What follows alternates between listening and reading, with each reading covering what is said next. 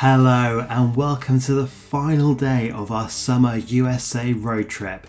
We spent 14 days visiting America's greatest amusement parks, riding 100 roller coasters, including a brand new one on its opening day. And we got our last rides in on King Dakar, RIP. It's too soon, it's too soon. And everything in between along the way. There's been some complete surprises and of course some spite.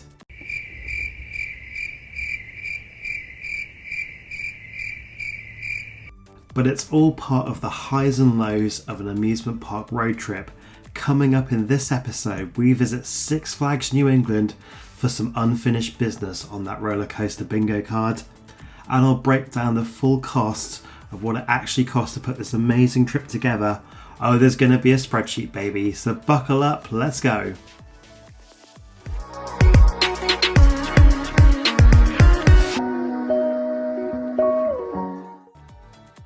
Hey, this is Stu for Out and Back Travel. I make videos like this one in the hopes it can inspire your own theme park adventures. If you do enjoy this video or find it helpful in some way, please help me out on YouTube by smashing that like button. Thank you very much. You join us on day 14, which is the last day of our 14-day summer USA roller coaster road trip. This is money saving tip number 1, adjust your departure dates. A 2-week trip would of course usually give you 14 nights, 15 days. By shortening this by 1 day, so we did 13 nights, 14 days, we literally saved over £150 off the package cost. Plus there's 1 day of less hotel and car rental to cover too. So if you can be flexible on the length of your stay, you usually can get a bargain. And it can also go the other way too. In the past, I've snagged a bargain 8-night trip to Orlando, which was cheaper than the standard 7-night package. So always look at the departure dates before you book. Especially if you have a little flexibility, you can usually get yourself a bargain. So we flew into Boston as it's one of the cheapest transatlantic routes, coupled with great value car hire. We booked a fly drive package for 4 adults with Virgin Holidays that came in at $599 per person. Coming up at the end of the video, I will break down the full costs of the trip, including park tickets and accommodation, including the one upsell staying. You can't drive the rental car away without paying. The absolute buggers. After landing in Boston in the afternoon, we drove to Six Flags New England for the last couple of hours of the day to get a sneaky head start on our coaster bingo card.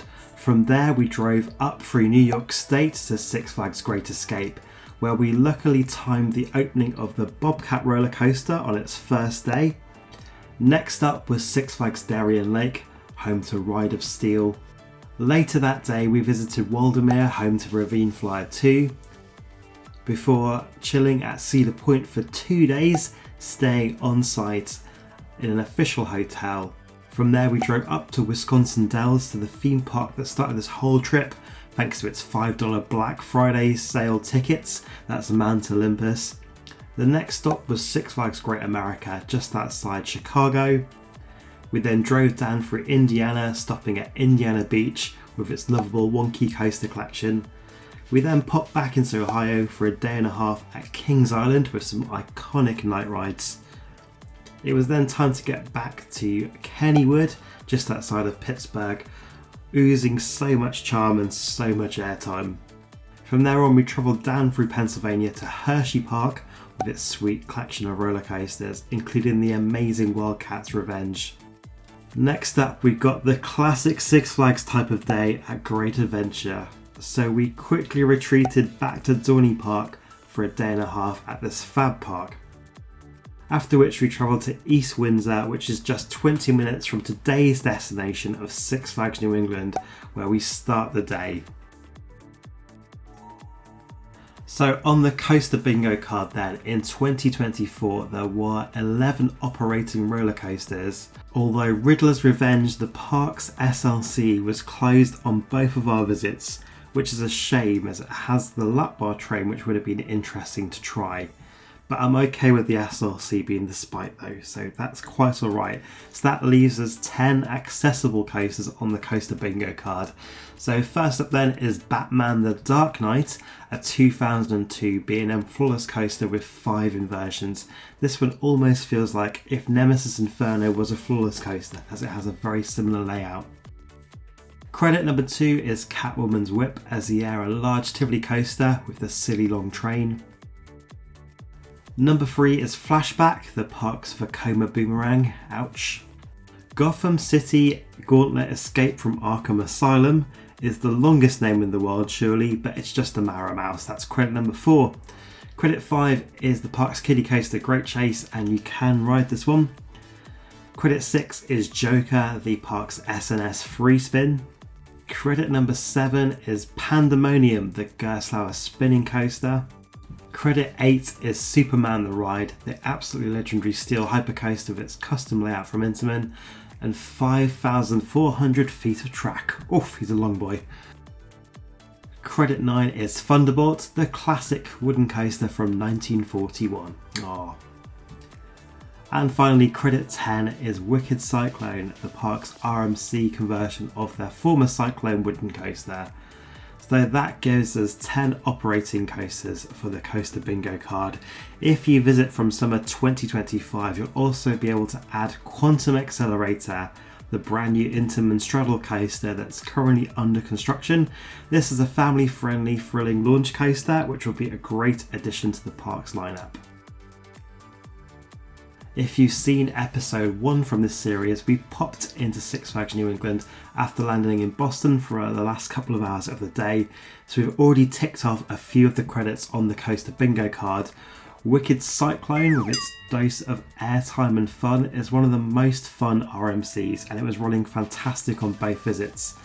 This one being one of the first generation of RMCs, the older ones, it isn't quite as off the charts wild as the new generation like Iron Gwazi, Zadra and Wildcat's Revenge, but it's still a ton of fun. Thunderball is the classic wooden coaster and it has some good airtime and it rides fairly smooth, so that's credit 2 for 10 ticked off. And Superman the Ride, the legend, this ride's 208 foot tall lift hill runs right alongside the Connecticut River, and it's one of the most terrifying lift climbs ever. Oh, it's quite scary as you go up there. Then you have the 220 foot drop into the tunnel with some absolute giant airtime hills on the out and back part before the spaghetti bowl twister part at the end of the ride. It really is a coaster of two halves and it's fantastic. So that's 3 out of 10 credits ticked off from our last visit at the start of the trip.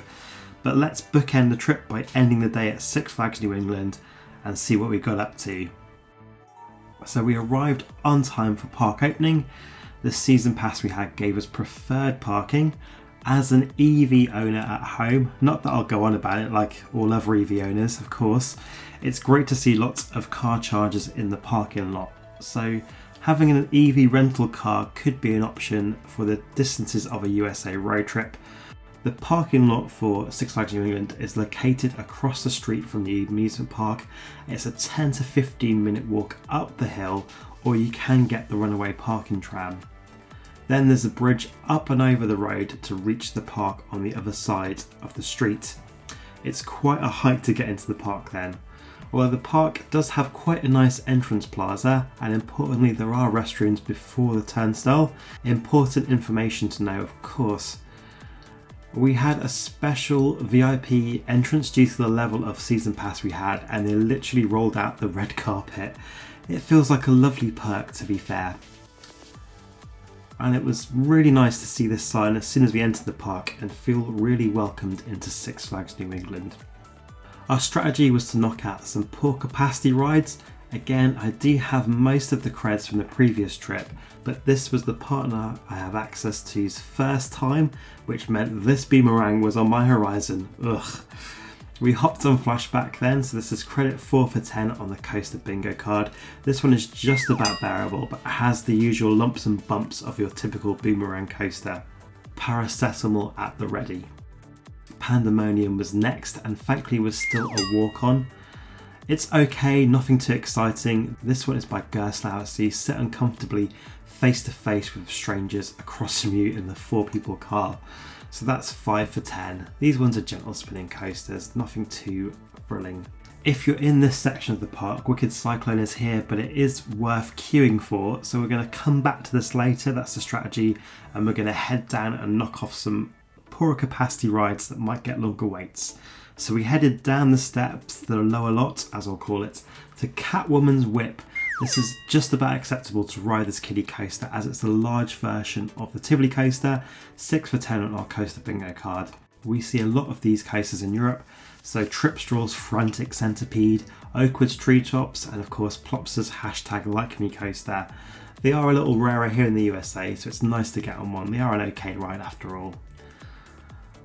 The opposite of rare is of course the Wild Mouse, and that is next. Thankfully not a bad wait. This one is the Mara version. Gotham City Gauntlet Escape from Arkham Asylum has to be the longest coaster name ever, and that gives us credit 7 for 10 on the coaster bingo card. We then headed back upstairs towards the Joker Dark Knight section of the park, but couldn't pass by Dino Off-Road Safari's inviting short line. This was fantastic. There's some animatronic dinosaurs added to a vintage cars, which is a complete hoot. I don't know why more parks haven't done this, as it's obviously fairly simple to pull off. It's so charming, especially as the ride was set in some tall trees. This was a fantastic ride, I'm glad we managed to do it. By now the park had filled up and the lines were getting quite long. Joker was advertising a 30-minute wait, although we waited the best part of an hour in this horrendous cattle pen. Was it worth it? No, but it was a +1 for both of us, so hooray. The free spin rides are wild and you never quite know which way you're going to go, so I always hate that as I need to brace myself and like to be in control, so it's not a ride for me. But if you get a good spin, they can be fantastic, which we didn't this time, which is always a bit sorer when you waited so long for it. Credit 8 for 10 on the bingo card though.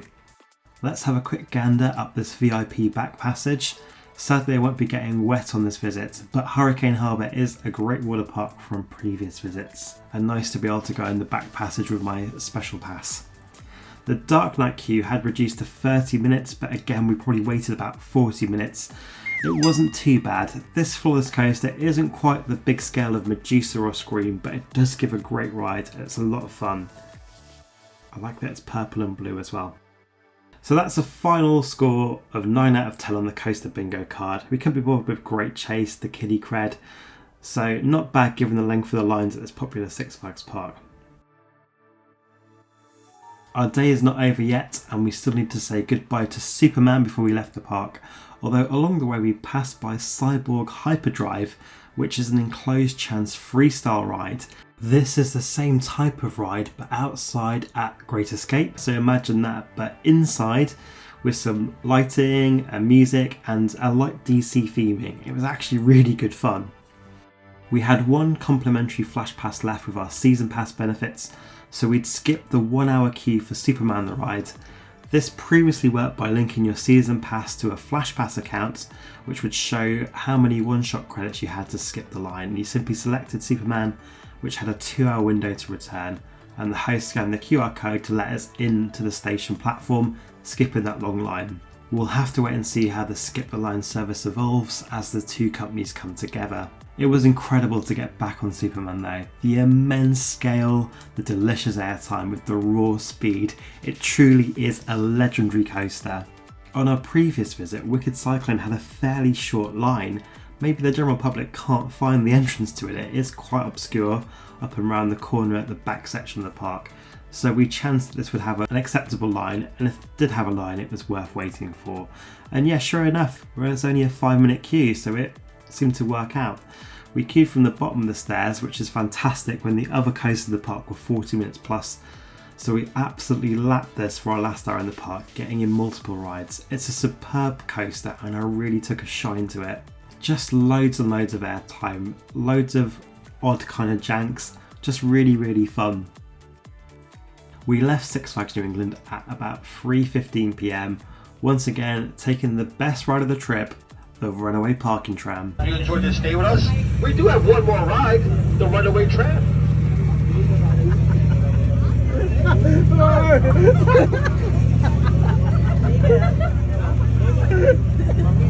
From Six Flags New England, it's just under 100 miles, about a 1 hour 30-minute drive back to the airport for our evening flight.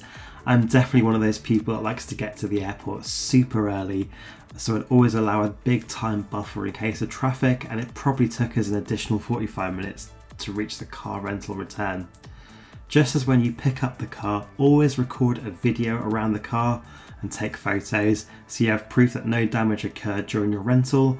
I also take a photo of the mileage and the fuel tank levels. As most car rental agreements, you have to return the fuel at the same level or return it full. So it's always good to have proof so they can't try and charge you any extras. And with that concluded our incredible 14 days of riding some of America's best roller coasters. But how much did this all cost then? Let's break everything down.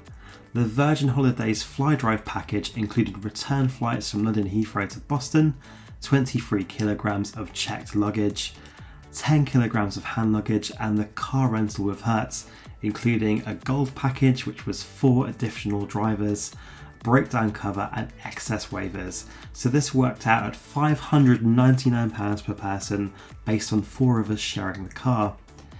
To use the electronic toll gates on the American road network, you needed either to be charged an admin fee of $9.99 plus the toll for a pay-as-you-go option for each time you went through a toll gate, or there was an inclusive $14.99 per day option, which just meant you could drive through as many tolls as possible. So that was $210 plus tax. So this came in at around £190 total. Ouch. But it would mean lengthy diversions to try, and sometimes impossible to try and avoid a toll road. So it just made getting from A to B much simpler, not having to try and avoid the tolls, and a lot quicker too. So that was £47 each by splitting the bill 4 ways. For the hotels then, we chose them based on location and then price. We had a real mix of standards or class of hotels, from a Days Inn and Super 8 up to the Country Inn Suites, which were a bit more premium. And of course we splashed out a little on the Cedar Point Express Hotel. So the total cost of hotels was £848.64 for all the rooms. Split this by 2 people, £424.32 each then. We definitely could have scraped and shaved off a few more dollars here and there, but it's important not to compromise on location when you're driving such long distances, and we always make sure there's restaurants or something to eat nearby. Park tickets then was quite a large cost of the trip. Back in 2024 we had to buy a separate Six Flags and Cedar Fair pass, so the Six Flags Diamond Season Pass was £115.76 each, and we also got a Cedar Fair Gold Pass with an all park passport add-on, which worked out at just over £220.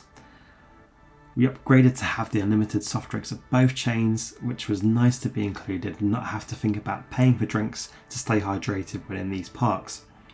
In 2025, now the chains have officially merged, you only need 1 season pass, so the equivalent Six Flags Great Escape Prestige Pass with an all-park add-on is currently priced at $314 plus $36 for the drinks pass, so that's £276, so you'd save £60 thanks to the chains merging. I guess that's one benefit of the merger at least. You also had to buy tickets for the parks that weren't part of a chain, so for us this was Mount Olympus at £4.28, Indiana Beach was $25.27, Kennywood came in at $27.65 and Hershey Park was £48.05. So in total that's £105.26 in additional tickets. So overall then, £599 for the Fly-Drive package, £424 on hotel accommodation, £442 on theme park tickets, 48 quid on the toll transponder, so that's a total of £1,512.85 per person, which for 14 days of parks across America, getting to ride some of the most legendary coasters and visiting some real bucket list amusement parks, I feel is really good value. Out of the 117 theoretical available to adults accessible creds, due to terrible operations or the fact we just couldn't be asked to ride the kiddie cred that we could go on, or go through the jank of, say, Cedar Point's corkscrew, we did 99 creds, giving us a total spend per cred score of £15.28. So that's dividing the total cost of the holiday by the number of roller coasters we rode. Of those 99 creds, 45 of them were new creds for me, so my +1 cost was $33.62 per new cred. That's maybe a better metric to stop people from spending loads of money to get a +1. This is the first time I've worked out a spend per cred. Let me know if you want to see more of this for future trips. Is it helpful? Is it fun to do? There is, of course, ways to economise a road trip. Of course, we could have had a smaller car, but again, it's always nice when you have 4 adults to have a bit more space. So we do tend to upgrade to a larger size of rental car. Of course, we could have had cheaper hotels or avoided the parks that weren't part of the chain, but then a variety is the spice of life. So I don't think it was bad value overall. And of course, on top of this cost, you need to factor out how much you're going to need for food, merchandise, and of course, petrol or gas. Having 4 people, that means that cost is reduced when you split it 4 ways, but long days of driving 3 to 5 hours plus a full day at an amusement park, it can be exhausting, guys. It isn't really a vacation, it's more of a marathon. So always be considerate of those human emotions that you'll naturally experience being crammed in a car together for a fortnight and being exhausted all the time. So travel with people you know well and love and have a good working relationship. When the inevitable fatigue or fallout happens, you can work through it. Also, maybe planning some rest days into the route. We are hardcore and been doing this for a long time, so we casually could drop into some of these parks. It didn't matter as we didn't need to get all the creds as we've been on a lot of them in the past. But if it's your first time visiting, you maybe need to plan a little longer time to get the full experience and not feel rushed, especially somewhere like Cedar Point. Thanks for joining me on this journey. I hope it's been helpful if you're planning your own road trip, or if you have tips from your own road trip adventures, please do share them in the comments below so we can all learn from each other's experiences. Thank you for watching if you have been, and remember, until next time, stay safe on the way out and back.